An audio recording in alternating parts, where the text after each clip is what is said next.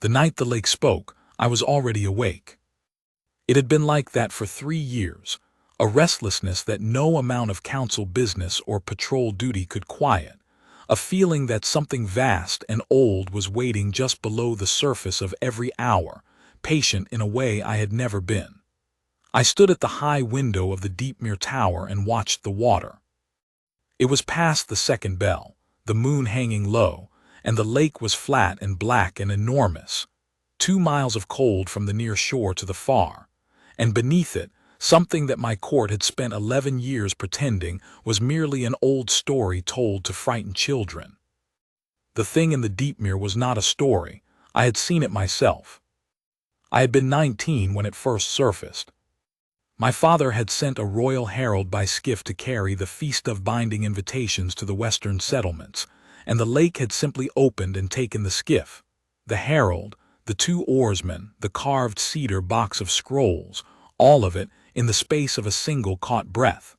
My father refused to speak of it as a creature. He called it weather. He called it a whirlpool from a submerged spring. He called it anything but what we had all seen rising in the dark water. A great arched back, silver gray, immense, the size of a war barge, and then the enormous head, not a fish's head, not a serpent's, a wolf's head, lupin and ancient, the eyes pale as lake ice. A wolf in the water, the size of a ship. I had been king for 8 years when the second incident came. My head healer, a careful and gifted man named Orvith, had asked my permission to approach the creature by boat with a pole-carried bundle of medicinal herbs. He had read an old record in the lower library that called the thing not a monster but a bound spirit, a moon wolf of the old pack lines, driven into the water by a curse he could not fully decipher. Orvith believed it was in pain.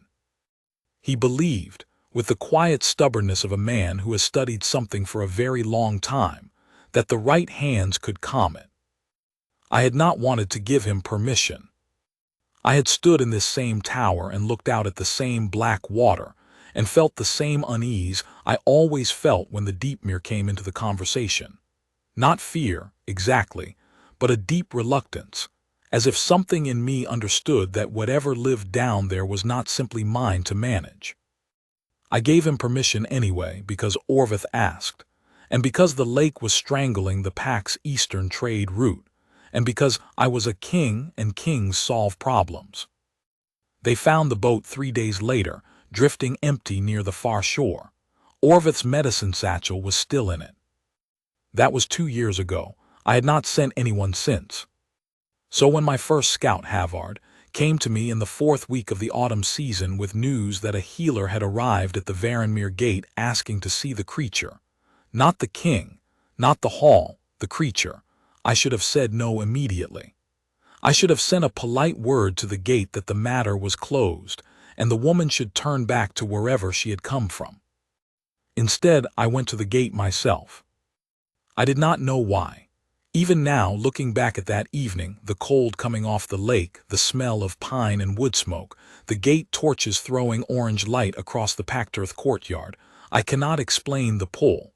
I had not gone to the gate to receive a visitor in years. My steward did that. My captain of the guard did that. I was the king of Varenmere, and I had work enough to do inside the hall without standing at a gate in the dark like a man waiting for news from a messenger he has been watching for without admitting it. But I went.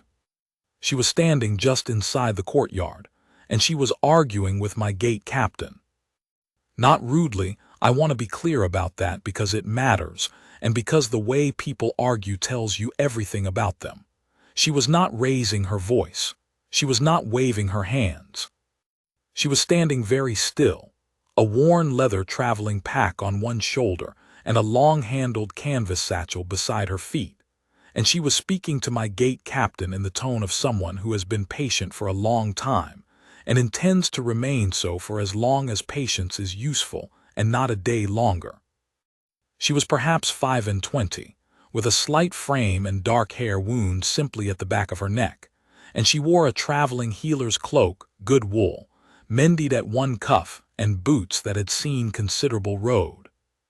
She looked exactly like what she was, A healer from somewhere small who had traveled a long way on her own feet, without an escort, without a letter of introduction from anyone my gate captain had heard of, presenting herself at the gate of a northern pack kingdom, and asking calmly, without any apparent concern for how it sounded, to be taken to see the thing in the lake. My gate captain looked relieved when he saw me. He straightened and spread his hands in a gesture that meant, "You see what I am dealing with, my lord." I looked at the woman.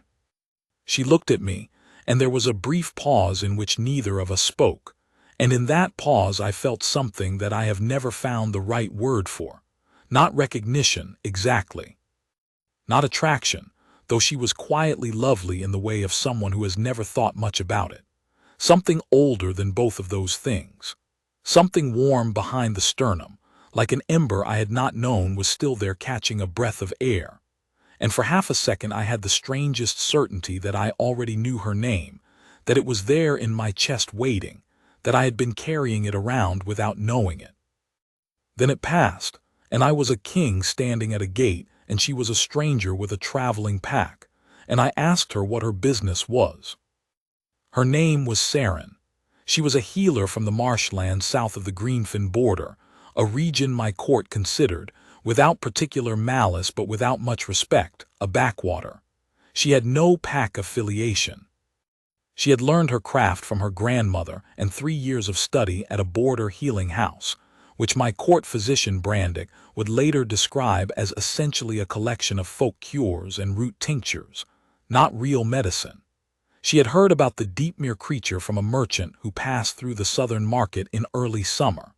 She had spent 4 months reading every scrap of record she could find about it. She believed, as Orvith had believed, that it was a bound moon wolf in pain. She believed, unlike Orvith, that she could reach it. Not because of her skill as a healer, she said this plainly, without false modesty or false pride, but because of a mark on her left wrist. She pulled back her sleeve.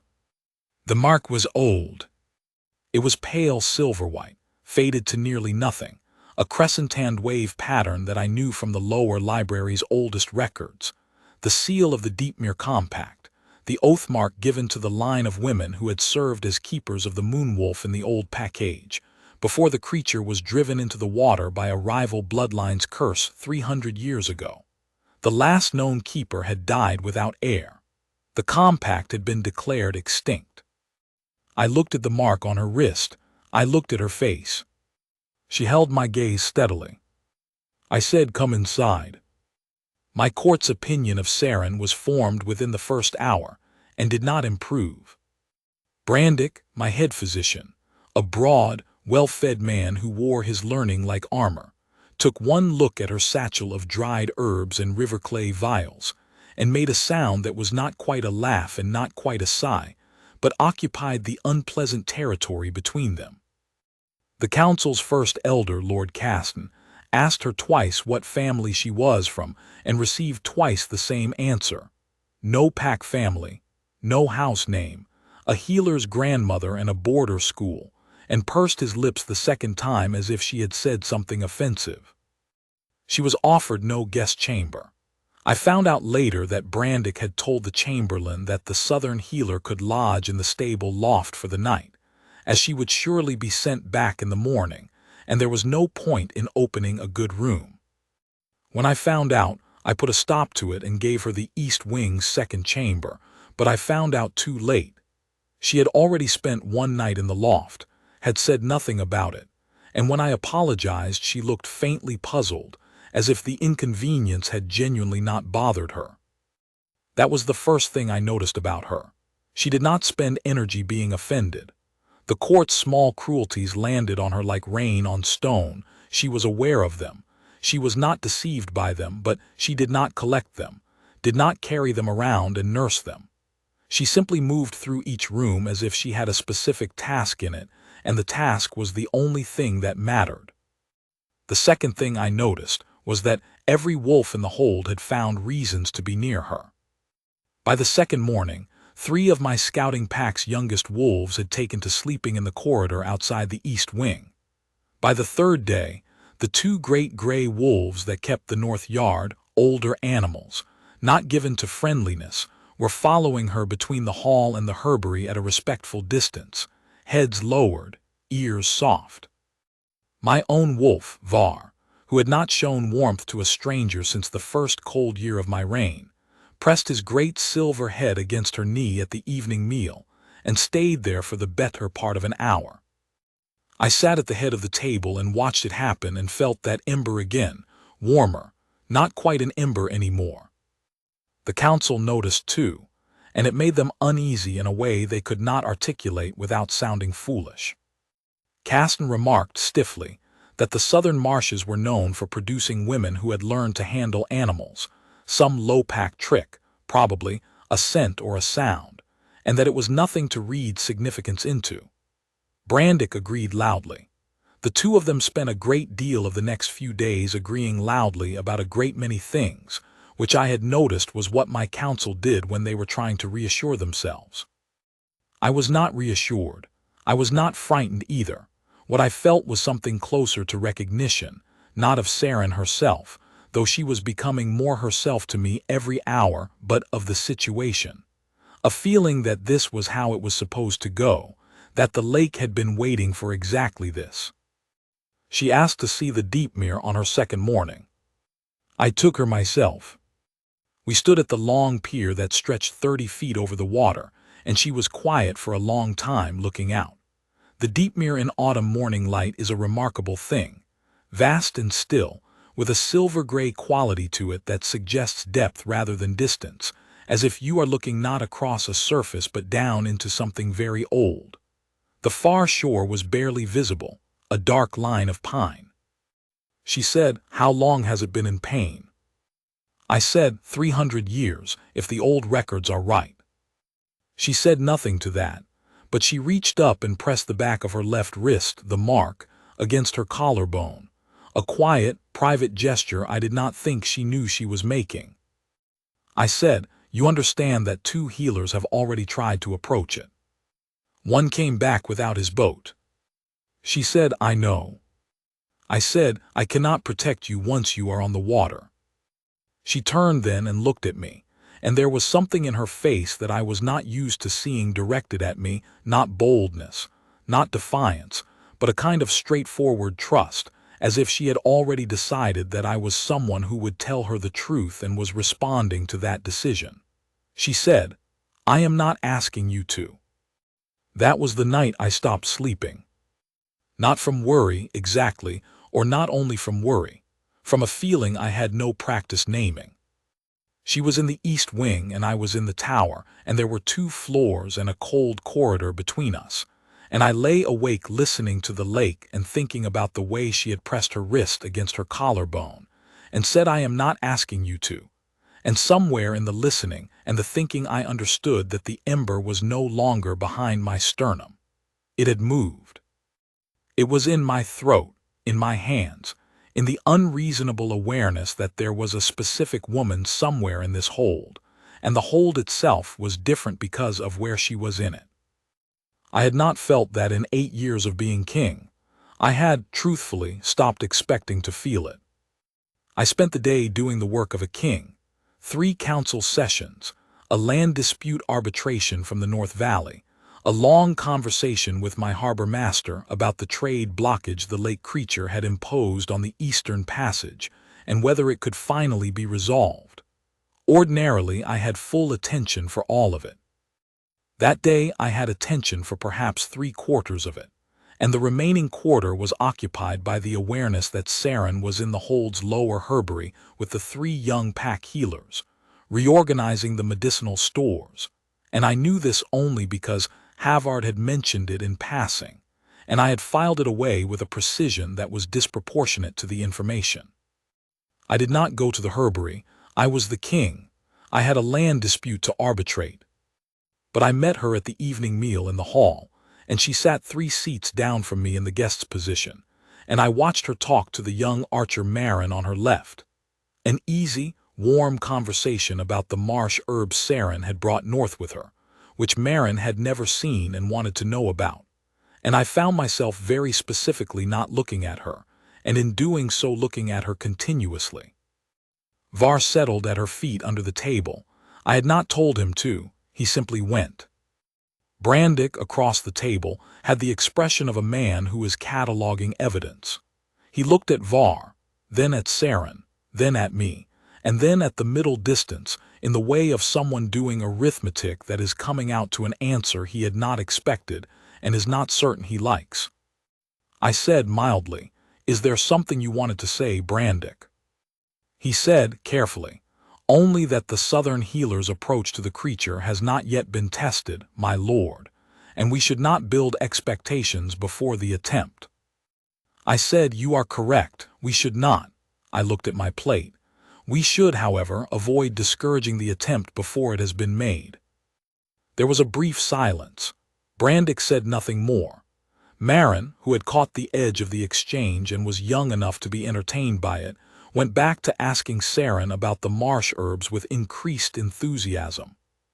After the meal, I walked the long way back to my study, through the north corridor, past the door that gave onto the herbery yard, and I am not entirely certain what I expected, but what I found was nothing. A dark yard, a latched door, the smell of drying rosemary on the cold air. She had gone to her chambers already. I stood in the corridor for a moment, feeling slightly foolish, and went to my study and tried to concentrate on the harbor master's report. The harbor master's report was very clear and well organized, and I read the same paragraph 4 times. The third day was when the lake changed. I do not mean that anything visible happened. The Deepmere was the same flat gray it was every autumn morning. But something in the quality of its stillness was different, less like held breath and more like attention, if a 2-mile lake can be described as attentive, which I acknowledge sounds unlikely for a man accustomed to ruling by evidence. But I had stood at that window for 8 years, and I knew the lake's moods the way you know the moods of a thing that has been the central problem of your life for a long time, and that morning it was watching the hold.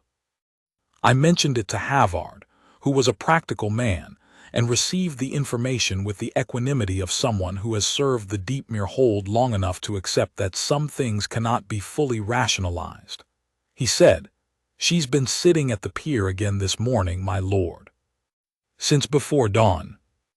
I said, "Alone?" He said, "The 3 gray wolves went with her."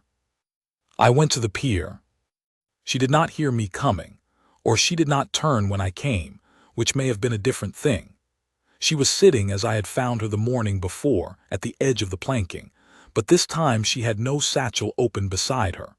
Her hands were in her lap, and she was looking at the water, and the 3 gray wolves were arranged around her in the easy semicircle of animals that have decided they are on watch for something. I sat down beside her again. After a moment she said, "It came to the surface last night."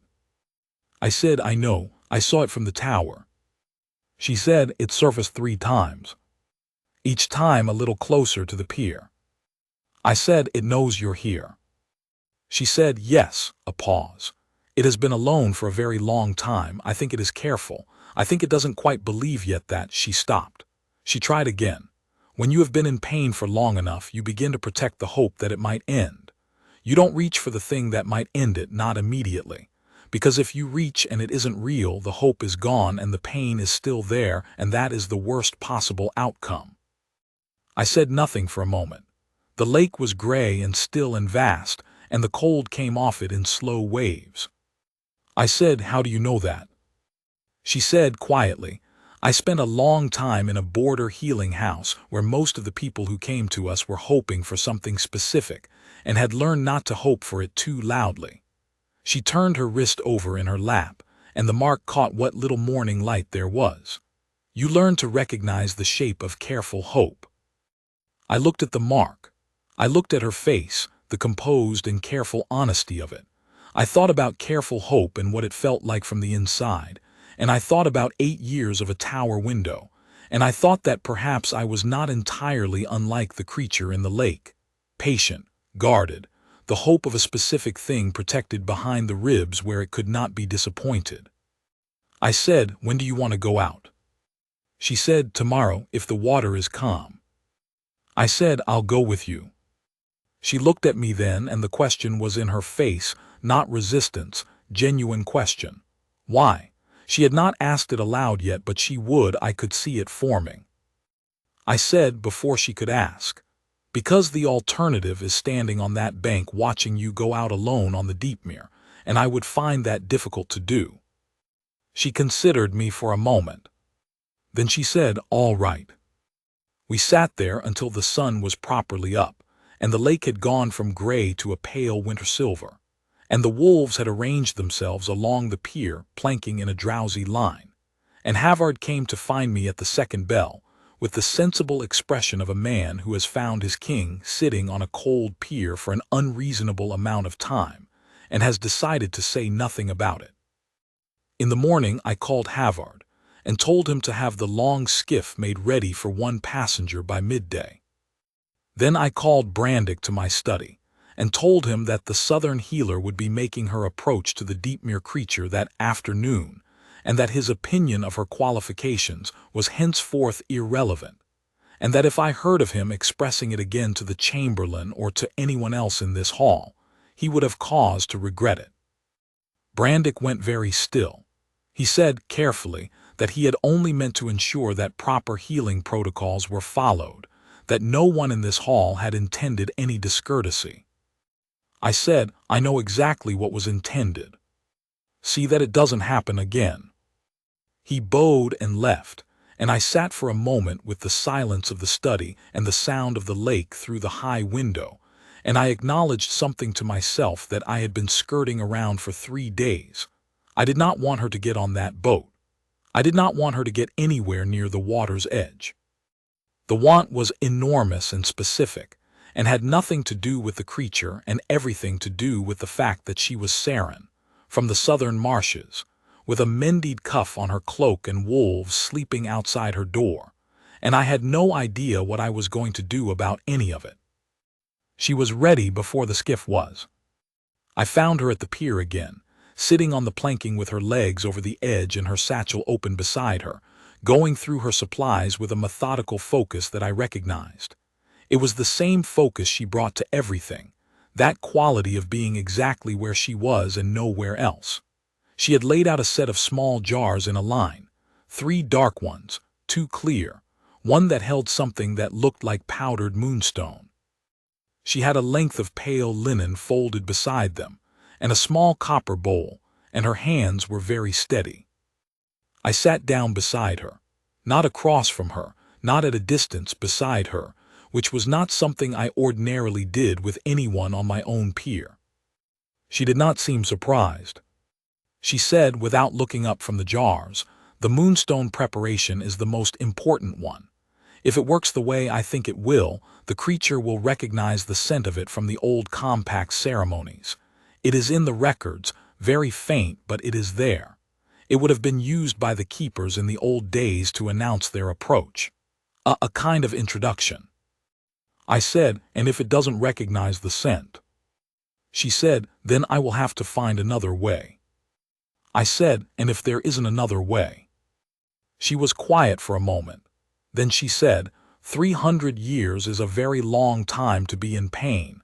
I think it has been patient. I think it has been waiting for something specific.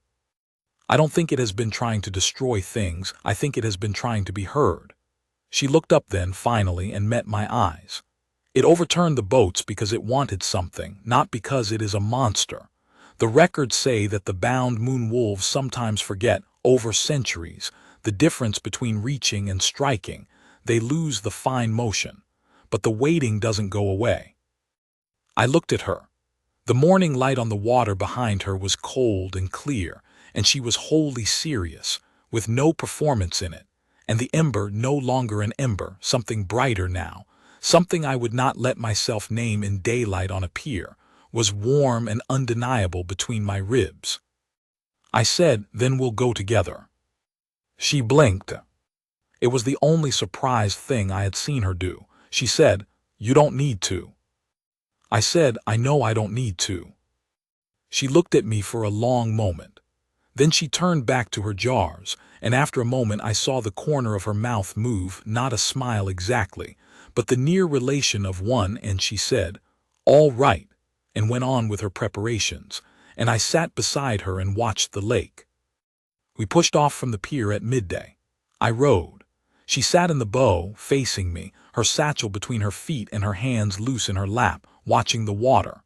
My council had gathered on the shore, all 6 of them in their winter robes, standing in a row at the water's edge with faces that expressed, in various registers, deep misgiving. Brandick was there too, arms folded, jaw set. The morning wolves had come down from the hold and were sitting in the grass above the pier bank. A dozen of them, perfectly still, watching in a way that made the back of my neck prickle. I watched her watching the water. The Deepmere was very still. We were perhaps a quarter mile from shore when she said quietly, "There," and pointed. I had expected to look at the surface, but she was pointing down. I looked over the gunwale. In the blue dark beneath the skiff, perhaps 20 feet down, something was moving.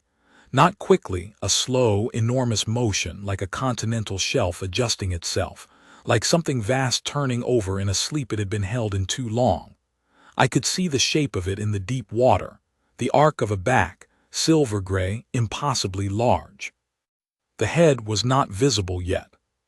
She had taken the moonstone preparation from its jar and was holding it in her cupped hands, and she said, in a voice pitched low and steady, "I'm going to put my hands in the water." I said very carefully, "Saren." She said, "I know, please hold the boat still."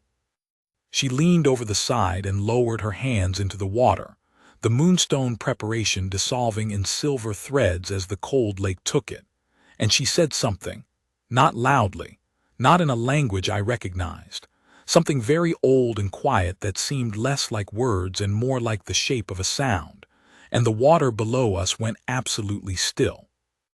Then the head rose. It came up slowly, not like an attack, not like a surfacing predator, like something enormous surfacing from the deepest kind of tiredness, exhausted by its own waiting. The wolf's head broke the water beside the boat, close enough that the water displaced by it rocked us, and it was as tremendous as any nightmare. Broad across as 3 men standing shoulder to shoulder, the eyes pale and luminous and old, very old, with a suffering in them I recognized even though I had no name for it in that form. 300 years of pain, 300 years of waiting for someone who had the right hands and the right mark and the right ancient knowledge to say, simply, "I am here. I heard you. You can stop now." Saren did not flinch. She reached out her left hand, the marked wrist, and held it over the water. The wolf's head rose a little further. The massive jaw was just below her hand. She held very still. And it lowered its head slowly, the way a wolf lowers its head to a pack bond it has been waiting to acknowledge, not in submission exactly, but in recognition, in relief. The great silver-gray brow came to rest just at the surface, and the luminous eyes closed, and for a moment the only sound on the entire Deepmere was the water lapping against the sides of the skiff. Then I felt something happen.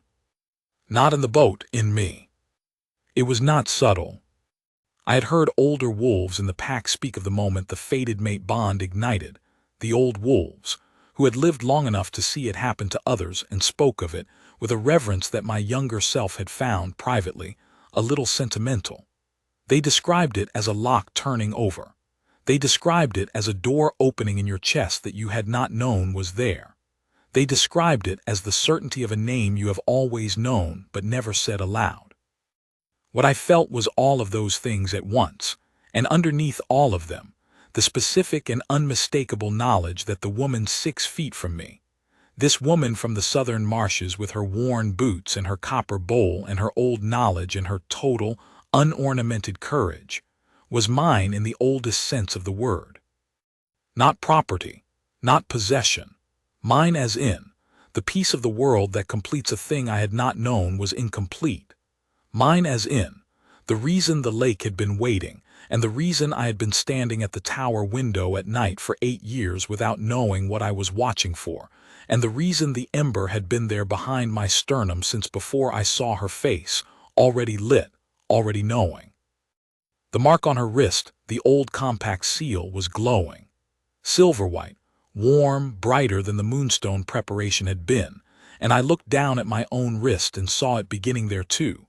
The same crescent wave, faint and then not faint, the bond that had been written into her bloodline 3 centuries ago, finding the other half it had been waiting for. She felt it. I saw her look down at her wrist, and then up at me, and for the first time since I had met her, the composure broke, not into fear, not into anything distressing, but into something honest and wide open, a kind of wondering, the face of someone who has suspected something for a long time and is finding it confirmed in a way larger than the suspicion. I said her name, just her name, nothing else, and stepped to the side of the skiff and reached out my hand. She looked at my hand for a moment, then she put hers in it. The bond ignited fully at the contact, not painfully, not violently, but completely, a warmth that ran from my wrist to my shoulder to my chest to everywhere, and the great wolf of the Deepmere opened its luminous eyes and made a sound that was not a howl and not a groan but something between them, the sound of 300 years of waiting ending, the sound of a bound thing recognizing that the binding was finished, that the keepers had returned, that the line had not died, it had only been sleeping. The creature sank slowly below the surface. For a moment the Deepmere was glassy and still and quiet. Then the whole lake seemed to breathe out. A ripple moved from the center of the water to every shore, gentle and deliberate, and then the surface was still again, and the Deepmere was only a lake, a cold and beautiful northern lake, and the creature was somewhere below it in peace for the first time in 300 years. I was still holding her hand. She said quietly, "That's what the mark is for." I said, "I know." She said, "The old record said the compact keeper and the alpha of the Deepmere line were always bonded. I thought it might be something residual, an echo of an old bond, not a new one." I said, "Is that what this feels like to you, an echo?" She was quiet for a moment, looking at where our hands joined, at the twin crescent wave marks still glowing softly on our wrists. Then she said, "No." I did not let go of her hand for the entire row back to shore. The pack had gathered, not just the council, the whole hold, it seemed, drawn out by some instinct that the lake's long quiet had been replaced by something, that the air above the Deepmere was different. 200 people, perhaps more, on the pier bank and the upper ledge and along the shore path, and the morning wolves in a long silver line above them all. I looked at their faces as we pulled in. I saw Caston, who had his mouth open. I saw Brandick, whose arms had come unfolded, and who was staring at the glow still fading from our wrists, with the expression of a man whose largest professional certainty has just suffered a serious blow. I saw Havard, who was grinning with the uncomplicated joy of someone who has served a house long enough to recognize when a good thing is happening to it. I pulled the skiff alongside the pier and stepped out and turned and held out my hand. She took it and stepped out beside me. I kept her hand. We walked up the pier together, and the pack watched us come, and I felt the familiar prickling weight of 200 pairs of eyes, and I did not particularly care about it, which was new. What I cared about was the woman beside me and the hand in mine, and the fact that I was going to have to say something to my counsel that I had no prepared speech for, which would be the first time in 8 years. Lord Caston said, "My Lord King, the creature it." I said, "It is at peace. It will not trouble the lake again." A murmur ran through the assembled pack. Caston looked from me to Saren and back to me, and I watched him work through several things at once, the glowing marks on our wrists, the fact that I was holding her hand in front of the entire pack, the fact that the Deepmere had just gone quiet for the first time in a generation. He was a political man. He was quick at calculation. I saw the moment he arrived at the answer. Brandick had not arrived at the answer yet. He said, "My lord, if I may, the healer's background and training are still. There are questions about her suitability for a formal role in the holds." I said, "Brandick." He stopped. I said, "Saren of the Deepmere Compact has done what no one in this hold could do. She has done what 3 years of your consultations and 2 of my healers could not do. The mark on her wrist is 300 years old, and the bond it carries is older than the Varanmere line, and this conversation about her suitability is finished. I looked at him for a moment, and then at Caston, and then at the assembled pack. She is my fated mate. She is Lady of Varanmere. If any person in this hold has a difficulty with that, they may bring it to my study, where I will have the same conversation with them individually. The only sound was the lake. Gentle now, easy, a completely different body of water than the one that had been swallowing boats for 30 years. Then Havard started clapping. He was the only one in the pack bold enough or fond enough of me to start the thing, but once he started, the rest of the pack followed, not the restrained formal acknowledgement of a courtly announcement, but something warmer, something that had been held back by 3 years of anxiety about the lake and was now released all at once. The wolves above the bank lifted their heads and voiced it, a long harmonious sound, and the morning light came off the Deepmere in sheets of silver. Brandick did not clap, but I watched him bow slowly, and that was sufficient. Caston bowed too, a deeper bow than I had seen from him in years, and when he straightened his expression had settled into something between relief and genuine feeling. He was a difficult man, Caston loyal in his way, but convinced that loyalty required him to be the skeptic in every room. He said, "My lady," to Saren, and she inclined her head to him with the calm she brought to everything, and that was the beginning of a working peace that would take some months to become a genuine one, and eventually did.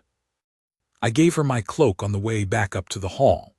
The autumn cold had sharpened, and she had been in the water up to her elbows, and she was not shivering, but I saw the cold in the set of her shoulders, and I unclasped my cloak and put it around her without asking, and she held it closed with one hand and let me keep the other.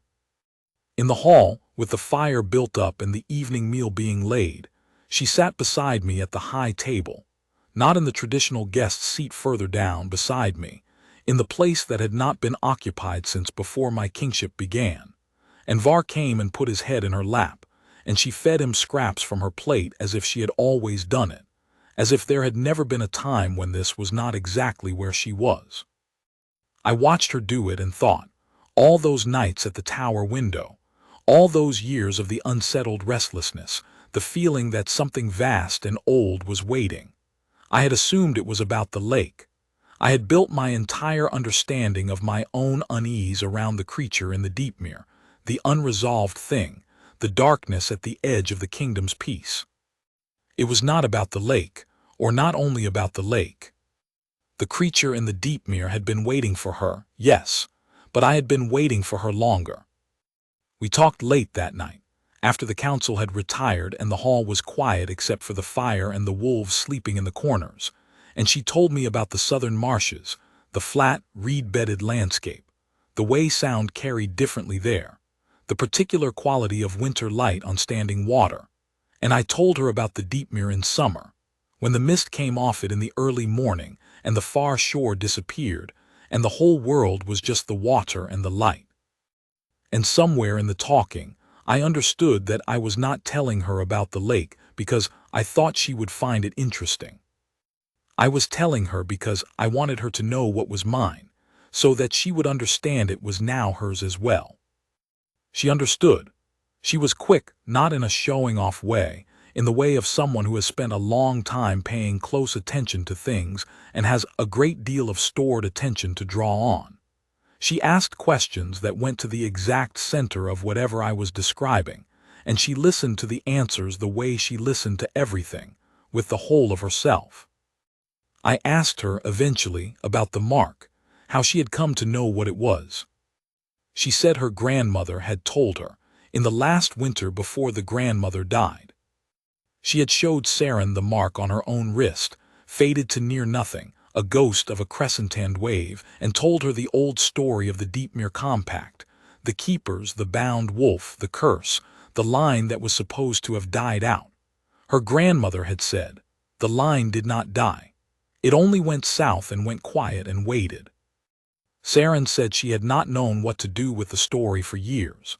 She had thought it might be metaphor, the kind of thing grandmothers said to give children a sense of significance.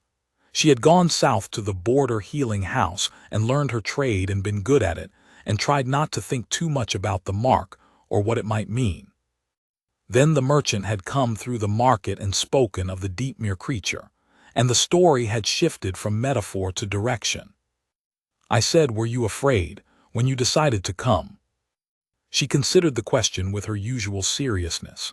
She said, "I was afraid the creature would already be beyond reaching. I was afraid it had been in pain so long that it had lost itself entirely, and I would only find a thing that could no longer be calmed." She paused. I was not particularly afraid for myself. I said, "Why not?" She said, "Because the mark was warm. It had never been warm before. It had just been there, faint and silver, something my grandmother showed me. But when I left the southern marshes and started north, the mark began to warm. Not painfully, just warmly. I thought it was the approach to the lake. I thought it was proximity to the creature." She turned her wrist and looked at it. The crescent wave was quiet now, settled. It no longer glowed but had deepened in color, a permanent silver-white, crisp and clear. I know now that it was not the lake it was responding to. I looked at the matching mark on my own wrist. I said, "How long has it been warm?" She said, "Since I crossed into Werewolf territory, 6 days ago. I had been standing at the tower window 6 nights ago, unable to sleep, watching the black water, feeling the pull I could not name." I said nothing to that. I reached across and turned her wrist over in my hand and looked at the mark. She let me. After a moment she turned my wrist over in return and looked at the mark on mine, with the quiet attention she gave to everything, and I felt the bond settle between us like something putting its full weight down for the first time. Not a new weight, not a burden, but the weight of something that had been held suspended too long and was now, at last, resting. The fire had burned low before we moved. She said she should sleep, and I said yes, and I walked her to the east wing myself. Not necessary. She knew the way, and we stood for a moment in the corridor, and she looked up at me, and the mark on her wrist glowed faintly in the dark, and I thought, 8 years. I thought, all those windows. I thought, whatever this is, I am not going to be careful with it. I have been careful with everything else, and careful has cost me 8 cold years in a tower watching a lake. I said, "I would like to court you properly, if you are willing." She said, "I thought you already announced it before the whole pack." I said, "I may have gotten slightly ahead of the process." She looked at me for a moment, and then she did smile, a real one, full and warm, entirely unexpected in its completeness. The smile of someone who does not smile easily and therefore means it absolutely when she does, and she said, "Yes, I am willing." She went in, the door closed. The corridor was dark except for the faint continuing warmth from the mark on my wrist, and the wolves who had been sleeping in the hall came padding out and arranged themselves along the corridor wall, with the practical satisfaction of creatures who have been hoping for this outcome for some time, and are glad to have it settled. I went back to the tower. I stood at the window and looked at the Deepmere. The lake was quiet. It was perfectly, completely quiet, not the held breath quiet of something dangerous beneath the surface, but the genuine quiet of deep water in peace, water that had nothing lurking in it anymore, nothing coiled and waiting and suffering. Moonlight on the surface in long silver lines, and the far shore dark under the stars, and the whole enormous northern night lying easy over everything. The restlessness was gone. I do not mean that it had quieted down, or that I had managed it, or that I had found a way to live alongside it. I mean it was gone, as fully as the creature's suffering was gone, resolved in the same afternoon by the same woman with the same ancient mark on her wrist. The thing that had been keeping me awake in this tower for 3 years, that vast and patient waiting, that sense of something unresolved at the center of everything, was simply no longer there. In its place was something I had no practiced word for, something that had to do with the door in my chest, standing open, and the warmth where the ember used to be, and a woman asleep 2 floors below me who had walked into my lake, and calmed a 300-year-old grief without flinching. I stood at the window for a long time anyway, because the lake was beautiful and I had forgotten, in all the years of it being a problem, that it was beautiful. In the weeks that followed, things changed in Varanmere. Not all at once, not loudly. The way things change when the underlying problem is actually solved rather than managed, quietly, consequentially, in small adjustments that compound. The eastern trade route opened. The lake fishing settlements, which had operated for 2 generations under a silent agreement that no boat would go past the midpoint of the Deepmere, pushed out to the full water for the first time in living memory, and found it thick with silver-bellied fish in quantities no one had expected. The western settlers, who had not crossed the lake road in 11 years, sent a delegation that arrived wary and left for dinner. The pack changed too. The wolves were the first to show it, a loosening in the way they moved through the hold, a willingness to range the lake shore that had been absent so long no one had consciously noted the absence. They ran the beach now in the mornings, and in the evenings they came back wet and pleased, and Var in particular seemed to have decided that the East Wing was his new preferred territory, a decision that Saren tolerated with a patience I was beginning to understand was characteristic. Brandick was the last to change, and it was not a dramatic change, more a gradual retraction of the armor. He began asking her questions about the marsh medicine tradition in tones that started out condescending and grew, over time, genuinely curious.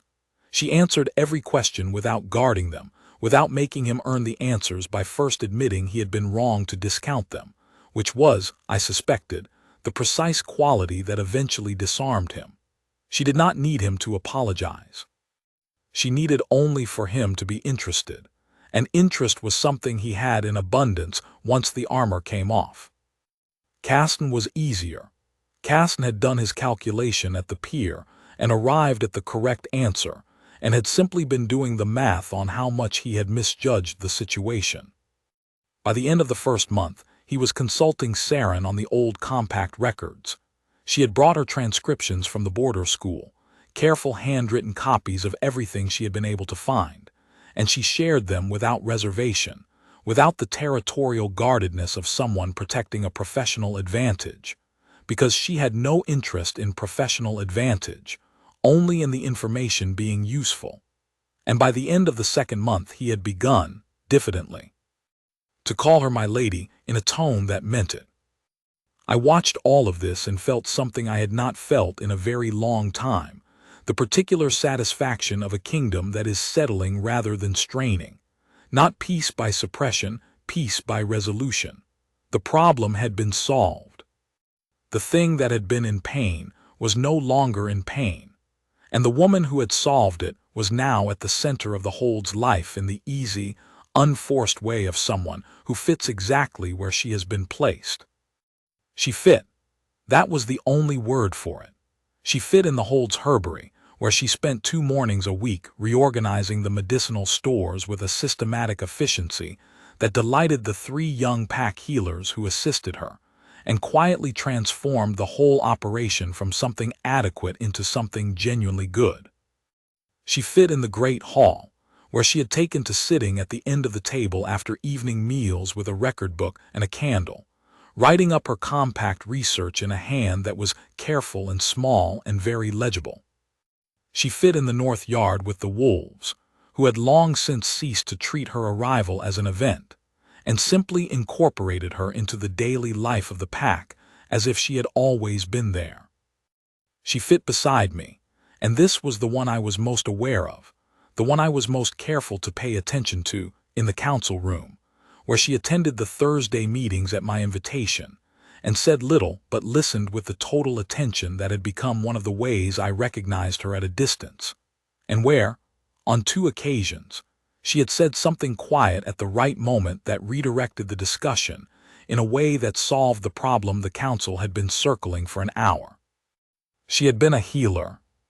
She was a healer still and would be. It was bone deep in her, the care for living things that was the foundation of everything she did.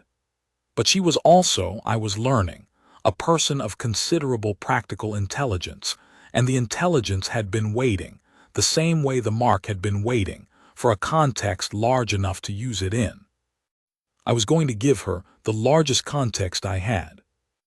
The formal bonding ceremony was held on the first clear evening of late autumn, when the lake was a sheet of hammered silver, and the sky above Varenmere was the deep blue that only comes in that particular window between the last warmth and the first hard frost. I had asked her what she wanted for its ceremony or simplicity, and she had said, with the directness I had come to rely on, "I want the pack to see it. I want there to be no question afterward about what I am to you."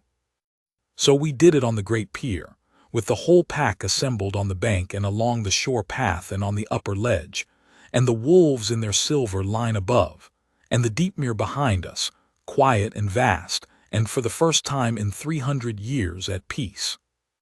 I took her hands, and I said the words of the bonding, and she said hers, and the marks on our wrists blazed together, silver-white, bright enough that the front row of the pack stepped back a pace, and then laughed at themselves for it. And Lord Caston said the formal acknowledgment with a depth of sincerity in his voice that I had not expected and did not take for granted. And in the moment of the bonding, something happened that I had not been prepared for. From the direction of the lake, from the far center of the Deepmere, where the water was deepest, something surfaced briefly. A vast, silver-gray shape, barely visible in the evening light, rising just enough to show the great arch back and then the enormous head, the luminous eyes looking toward the pier. Not approaching, not threatening, simply present, witnessing. The pack saw it. There was a held breath, a collective stillness.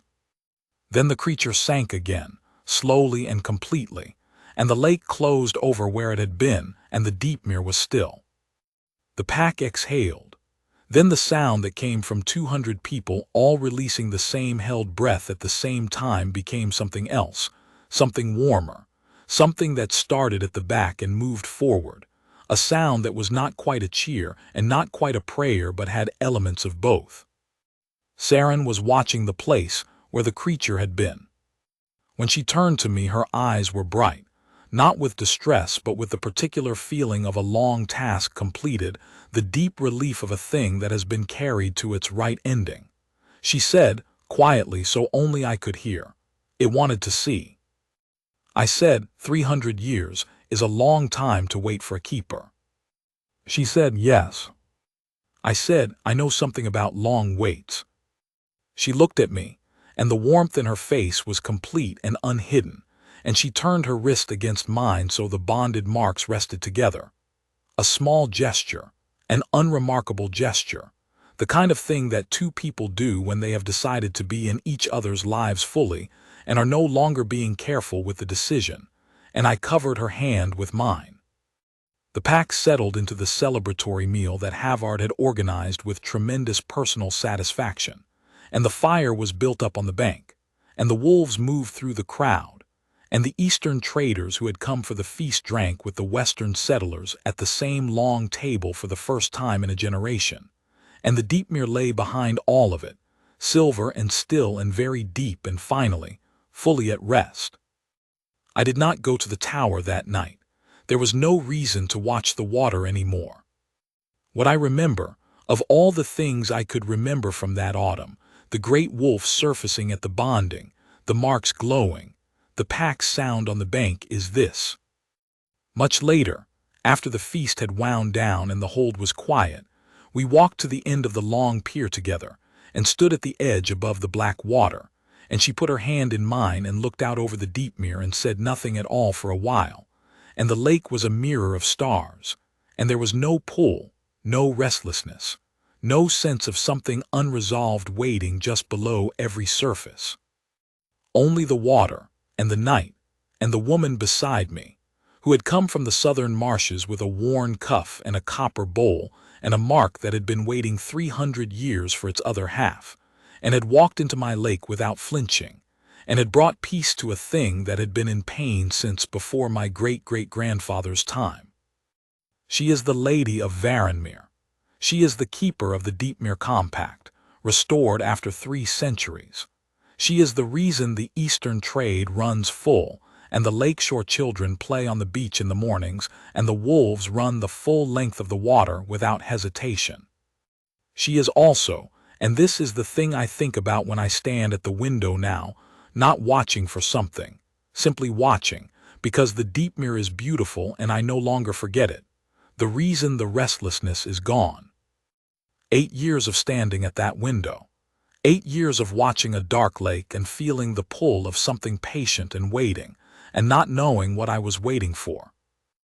I know now.